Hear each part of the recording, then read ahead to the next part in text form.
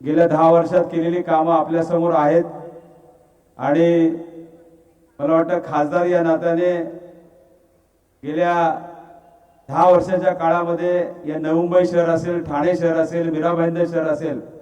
या तिन्ही शहरामध्ये वेगवेगळी विकासाची कामं माझ्या माध्यमातून झाली आहेत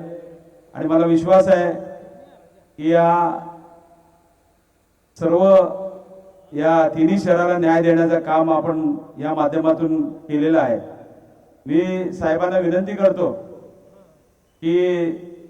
नवी मुंबई आंतरराष्ट्रीय विमानतळास आदरणीय दिबा पाटलांचं नाव या ठराव करून सुद्धा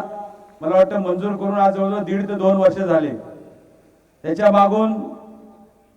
सर्व ठराव त्या ठिकाणी वेगवेगळ्या नावाचे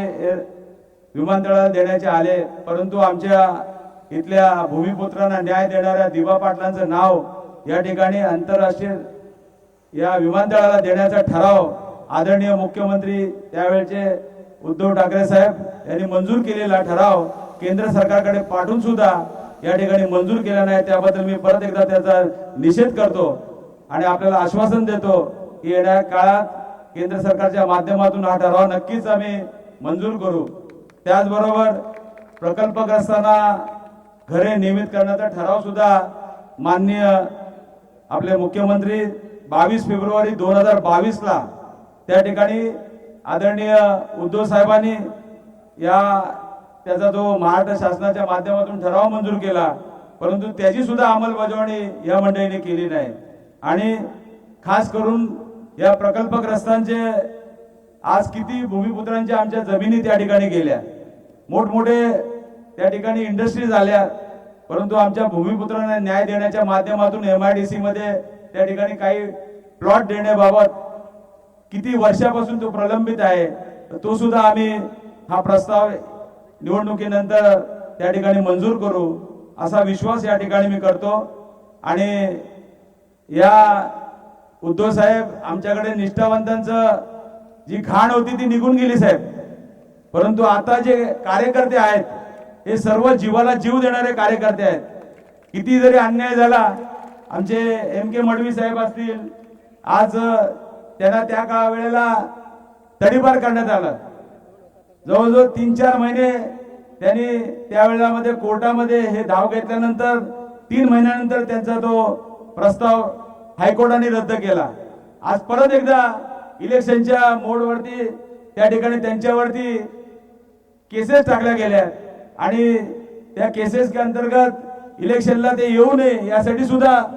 त्यांच्यावरती पोलीस अधिकाऱ्यांनी दबाव आणून त्या ठिकाणी कोर्टामध्ये सदा स्टे दाखल करायचा होता, तो सुद्धा त्यांनी दिला नाही आणि म्हणून या गोष्टीचा आम्ही निषेध करतो। परंतु मी त्याचं कौतुक करतो की आमचे मनोज आळदणकर असतील, MK मडवी असतील, असे असंख्य कार्यकर्ते मला वाटतं या शिवसेनेमध्ये आहेत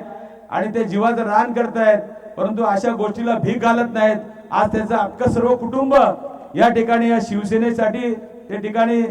जीवच रात्र मेहनत करतायत आणि मी परत एकदा